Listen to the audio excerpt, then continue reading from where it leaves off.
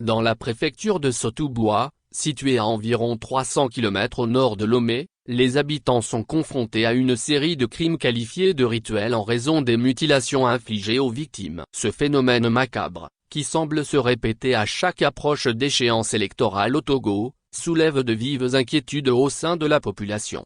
Restez à jour en vous abonnant à notre canal Telegram. Lire aussi UMOA titre. Les emprunts du Togo franchissent déjà la barre des 100 milliards pour 2024. Les enjeux politiques entourant les élections au Togo sont si importants que certains individus semblent prêts à tout pour parvenir à leur fin, y compris à commettre des actes barbares. Si l'idée de lier ces crimes aux élections peut sembler farfelue à première vue, l'observation empirique suggère néanmoins d'explorer cette piste.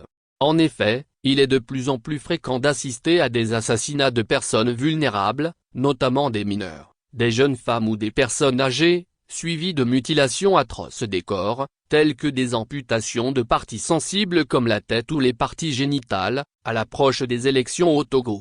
Ce phénomène n'est pas nouveau. En 2012, plusieurs jeunes filles ont été retrouvées assassinées dans la banlieue de Lomé, suivies en 2020 par le meurtre de 3 mineurs dont les corps ont été mutilés dans la ville de Blita. Plus récemment, en 2024, une femme âgée d'environ 80 ans a été tuée à quelques kilomètres d'Atakpamé, son corps également mutilé. Aujourd'hui, c'est la ville de Sotouboua qui est le théâtre de ces crimes abominables. Il est troublant de constater que ces crimes surviennent toujours à des périodes d'élections. En 2012, les législatives étaient prévues pour octobre avant d'être reportées à juillet 2013. En 2020, les élections présidentielles se tenaient en février. Et cette année 2024, les élections régionales et législatives sont prévues pour avril.